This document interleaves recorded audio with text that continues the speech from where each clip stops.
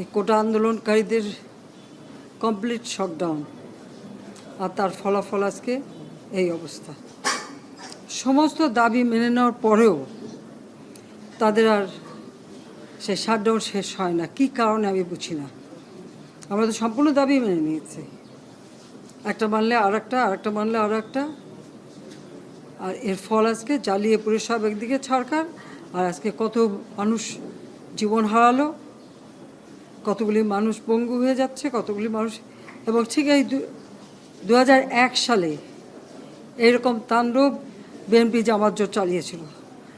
আওয়ামী লীগের প্রায় 21,000 নেতাকর্মী হত্যা করে, কত মানুষ গুলি খেয়ে তাদের ঘর বাড়ি হাত পা কেটে দেওয়া, চোখ তুলে দেওয়া, মেয়েদের রেপ করা, এই তাণ্ডব ছিল। আবার 2013 সালে অগ্নিসন্ত্রাস, 13, 14, 15 আগুন জ্বালানো, সব যে গাড়ির ভিতরে, বাসের ভিতরে মানুষ, সেখানেও আগুন জ্বালানো। 23 সালে সেখানেও সেই তাণ্ডব, আর প্রতিবারই পুলিশের উপরে আঘাত, পুলিশের হত্যা, মানুষ মেরে ঝুলিয়ে রাখা, পুলিশ মেরে ঝুলিয়ে রাখা, গাজীপুরে আমাদের কর্মী মেরে ঝুলিয়ে রাখা। এটা কি ধরনের রাজনীতি আমরা চাই না।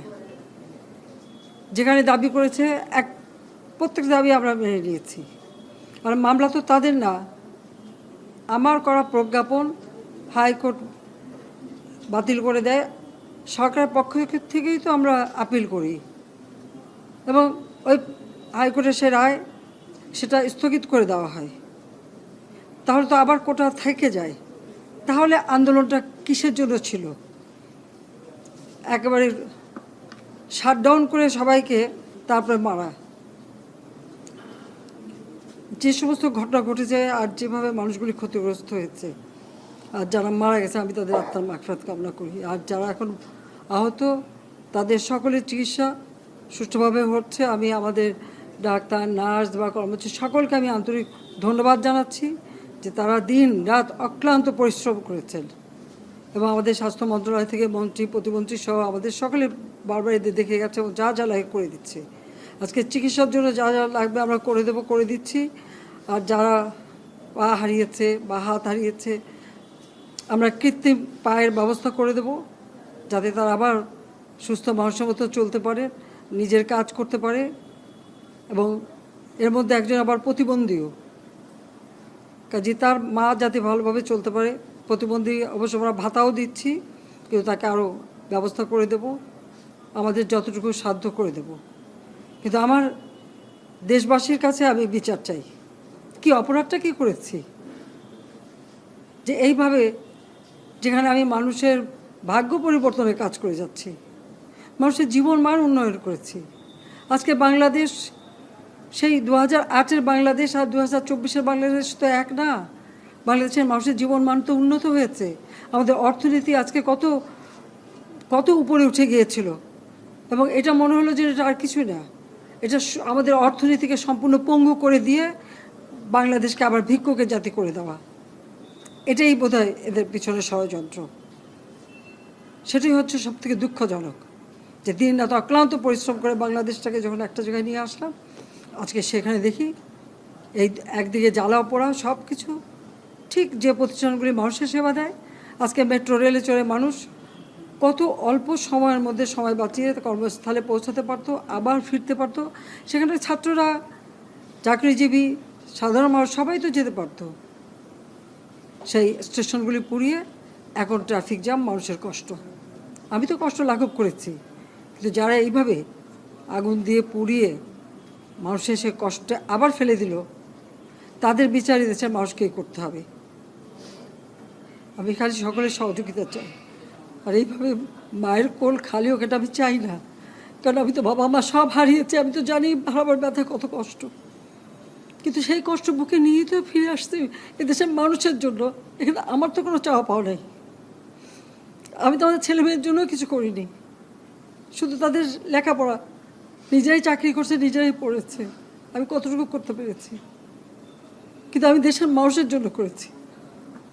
আজকে অন্তত মানুষের ভাত কাপড়ের ব্যবস্থা, চিকিৎসার ব্যবস্থা, তাদের কাজের সংস্থা সবই তো করে দিচ্ছিলাম।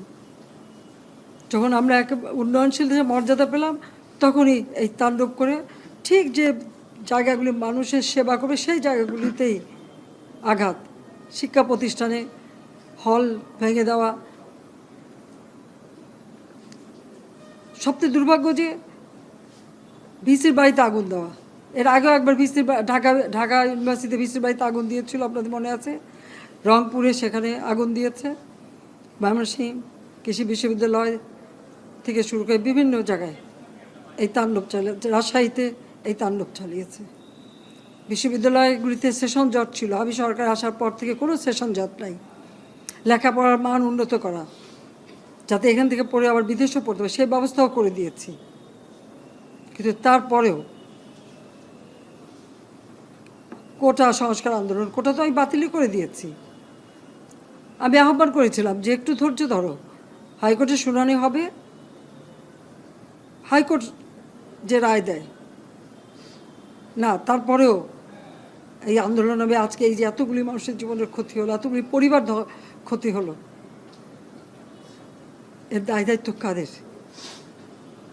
আমি দেশবাসীর কাছে সেই আহ্বান জানাবো যে এই ধরনের ধ্বংসযজ্ঞের জন্য এই দেশকে নিয়ে আর কেউ চালাতে না পারে। আমি সকলে সাহায্য চাই, আর আমি চাই না এভাবে মায়ের কোল খালি হোক আর এভাবে মানুষ অসহায় হয়ে পড়ুক। এই হাসপাতালটাই তো আজকে আপনারা দেখেন কত সুন্দরভাবে করে দিয়েছি। কিছু নেই হাসপাতালে, একটা লিফটও ছিল না আমি যখন সরকারে আসি। আর সেই হাসপাতালও আমার আব্বা স্বাধীনতার পর জাতির পিতা বঙ্গবন্ধু শেখ মুজিবই করে দিয়েছিলেন। আমি সেটা উন্নতি করেছি বলেই তো আজকে চিকিৎসা দিতে পারছি, নইলে এত রোগীর চিকিৎসা দেওয়া কোনোদিন সম্ভব হতো না। তো আমার কি এটাই অপরাধ যে আমি মানুষের জীবন মান উন্নত করার জন্য কাজ করেছি, আর সেই জায়গাগুলিকে হামলা করতে হবে? কোভিড-19-এর সময় যেখানে আমরা সব থেকে ভালোভাবে মানুষের চিকিৎসা দিতে পেরেছি, সেই কোভিড হাসপাতাল সেখানেও আগুন দিয়েছে। এটা কি ধরনের খেলা? যাক, আমি আর কিছু বলতে পারি না। আমি যে এগুলি এক একদিন দেখি আর